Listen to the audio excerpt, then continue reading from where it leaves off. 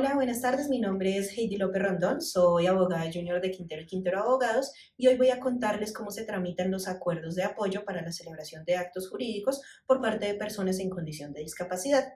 Como nosotros sabemos, la capacidad es uno de los principales atributos de la personalidad, ya que nos permite materializar distintos derechos y distintas obligaciones. Es por ello que el pasado 26 de agosto de 2019 fue proferida la Ley 1996. Esta norma cambia por completo el paradigma civilista que se encontraba tan arraigado en nuestro país, el cual indicaba que una persona en condición de discapacidad no se encontraba facultada para celebrar actos jurídicos por ella misma. Con la emisión de esta nueva norma se modifica por completo este contexto, ya que esta se va a fundamentar en la presunción de capacidad, ello que implica que todas las personas tenemos derecho a celebrar actos jurídicos por nosotras mismas y en el evento en el que nosotros presentemos algún tipo de discapacidad podemos recibir una serie de apoyos que nos permitan celebrar esos negocios jurídicos. En este orden de ideas, esta norma dispone de dos mecanismos mediante los cuales nosotros podemos acceder a esos apoyos. El primero de ellos es el acuerdo voluntario de apoyos y el segundo la adjudicación judicial de apoyos. El día de hoy les voy a explicar cómo podemos adelantar el primer trámite. Para ello, es importante tener en cuenta que nosotros podemos suscribirlos ante una notaría o ante un centro de conciliación. Para ello, debemos remitirnos al decreto 1429 del 5 de noviembre de 2020, el cual señala de forma expresa cuál es el trámite que debe adelantarse. Si nosotros finalmente decidimos adelantarlo ante un centro de conciliación, lo primero que debemos hacer es presentar una solicitud escrita. Es importante que esta solicitud escrita cuente con 7 elementos importantes. Primero, los datos del solicitante, es decir, de la persona que se encuentra en condición de discapacidad. Segundo, debemos señalar si previamente ya existen algunos apoyos asignados. Tercero, debemos señalar de forma taxativa cuáles son los actos en concreto respecto de los cuales vamos a recibir apoyo. Cuarto, indicar los datos de la persona que va a brindar esa ayuda, que va a brindar ese apoyo. En este punto es importante tener en cuenta que puede tratarse de una persona natural o de una persona jurídica.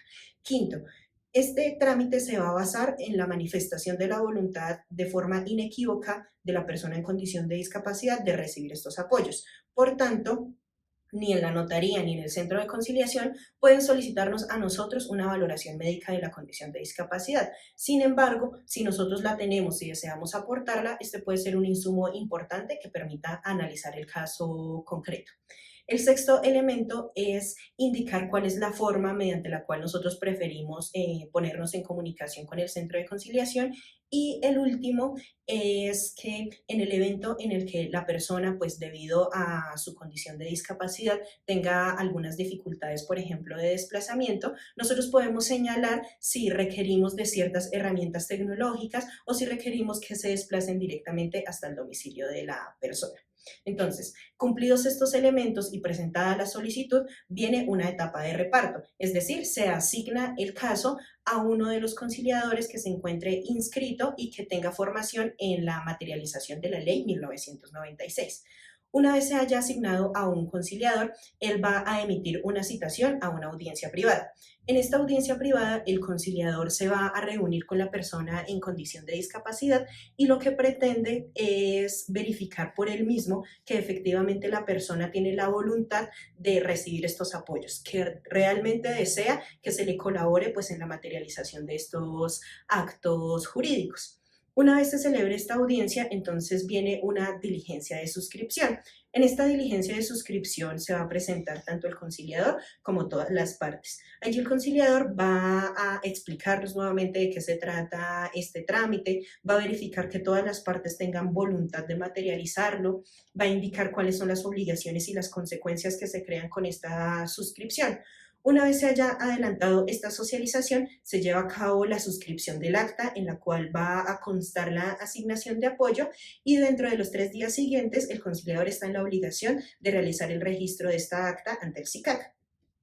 Ahora bien, si nosotros preferimos adelantar este trámite ante una notaría, el procedimiento es el siguiente. Lo primero que tenemos que hacer también es presentar una solicitud, la cual va a contener los mismos elementos que expliqué hace un momento en el evento de la conciliación. Ya una vez nosotros hayamos presentado esa solicitud, el notario lo que hace es emitir una citación a entrevista.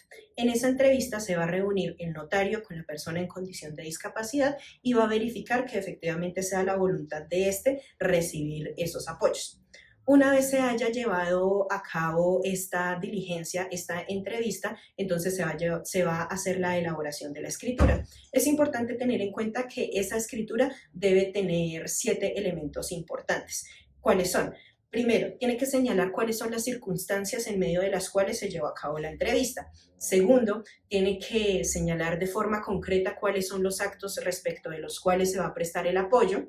Tercero, tiene que delimitar cuáles son las funciones y cuál es el alcance de esas funciones de la persona que brinda el apoyo. Cuarto, va a señalar cuáles son las obligaciones de esta persona. Quinto, va a declarar que no se está inmerso en ningún tipo de inhabilidad. Sexto, va a disponer cuáles son las vigencias de estos apoyos, que es importante tener en cuenta que no pueden superar 5 años, tal cual como lo dice la norma 1996. Y para finalizar, va a indicar la forma en la cual las partes se van a comunicar en el evento en el que deseen no continuar con esta asignación de apoyos. Entonces, cómo ellos se van a poner en contacto si deciden pues finalmente no continuar con este apoyo.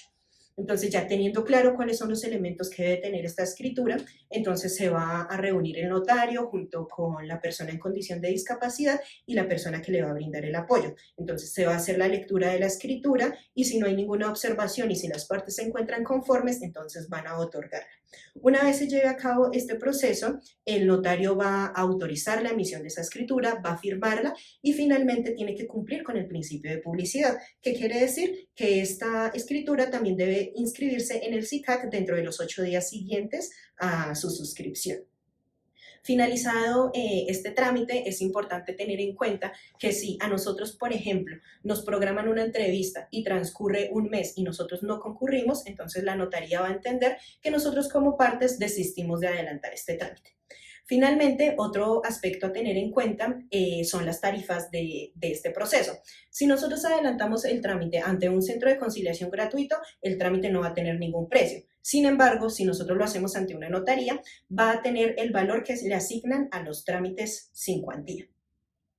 Ahora bien, si nosotros deseamos en algún momento terminar con estos apoyos antes de que, por ejemplo, se cumpla el término de vigencia, entonces nosotros debemos terminarlo de la misma forma en la que los iniciamos. ¿Esto qué quiere decir? Si lo hicimos ante un centro de conciliación, entonces vamos a terminarlo en un centro de conciliación y si lo hicimos en una notaría, será por esta misma vía.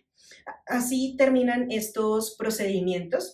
Es importante tener en cuenta que si bien la norma fue emitida en el 2019, esta le daba el lapso de un año tanto a los centros de conciliación como a los notarios para que se formaran en este trámite y se implementara. No obstante, ese año se cumplió en agosto de 2020 y como pudimos darnos cuenta fue hasta el 5 de noviembre hasta que se emitió el decreto. E incluso hoy en día una experiencia que nosotros hemos tenido como abogados es que nos dirigimos a ciertas notarías donde todavía se niegan a realizar el trámite porque no tienen conocimiento sobre cómo hacerlo. Esta es la forma en la que se adelanta este proceso. Espero que haya sido de bastante importancia para ustedes, que les sirva mucho y espero verlos en otra ocasión. Muchas gracias.